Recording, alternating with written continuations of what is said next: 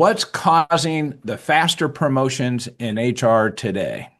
Right? Flatter org charts, fewer mid-level managers, turnover creating advancement gaps, and pressure to reward tenure with title changes. Interesting. I'd say in the wake of COVID and a lot of an aging workforce with a lot of younger workers coming in to fill those roles, I'm going to say turnover creating advancement gaps.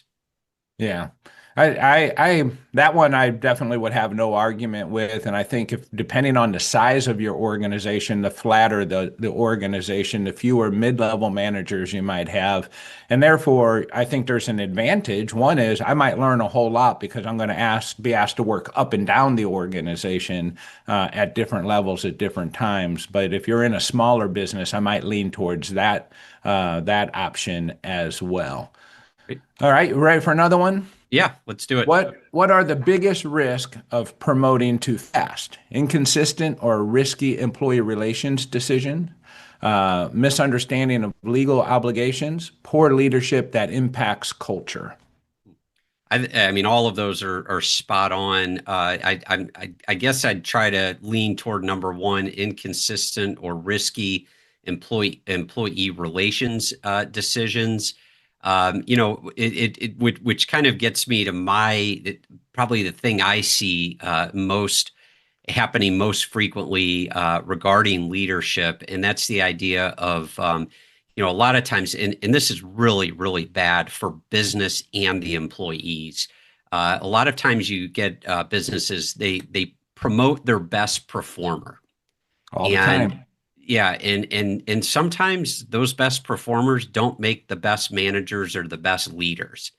And it's really bad because at the end of the day, when that doesn't work, you lose a best performer, and the company loses that investment that they made in that best performer, and it's really a lose lose. And Yeah. I think businesses really need to be careful, and that kind of leads into or goes hand in hand with promoting too quickly. Your best Yeah. performers don't always make the best managers or best leaders. And that one is we had joke here a lot with our partner Tim in our marketing department here, and we know that like he will say it's universal. Everyone understands. He speaks in this big absolute, and in my mind, it is universal. Everyone understands promoting your best performer isn't always your best option, but I see that mistake continuously happen where we promote people to a point of incompetence.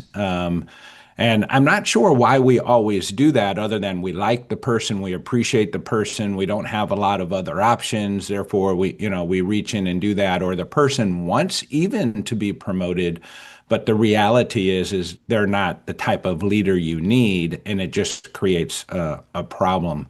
I could talk all day about options and how you manage that and how you give them the role in a temporary way so that they have a safe path back to where they're good at. How do you help them save face if they don't succeed? All those types of things. But recognizing that management and leadership are not the same as individual contributors in the way that and an indication of success that someone's going to have. Yeah, exactly. Yeah. All right, let's get one more in here, Bert. How can emerging HR leaders prepare for executive roles? Seek mentorship and ask to shadow senior HR leaders. Enroll in training programs on leadership, compliance, and strategy. Request stretch assignments to gain exposure.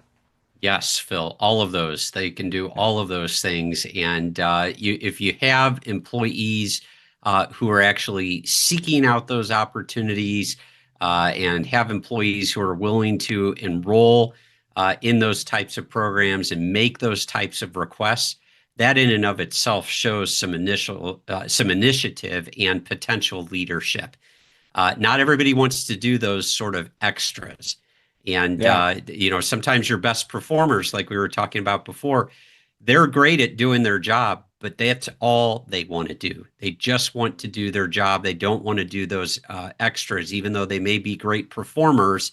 They're not cut out for leadership, and they don't want to be cut out for leadership. But when you have employees who are expressing the desire to learn and to further themselves and grow, those are the employees that I would suggest the organization wants to back.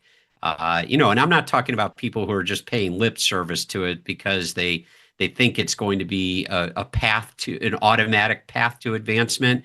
You have to find those employees who are genuinely interested in those opportunities because they genuinely want to be in a higher position and further their careers. They don't want to just check off boxes so that they can get a raise. Level up your HR game with an AIM Employers Association membership. Get 24/7 expert support, exclusive training, and a network of peers. Join thousands of HR leaders building better organizations. Call AIM at 800-948-5700 or visit aimea.org today to learn about becoming a member.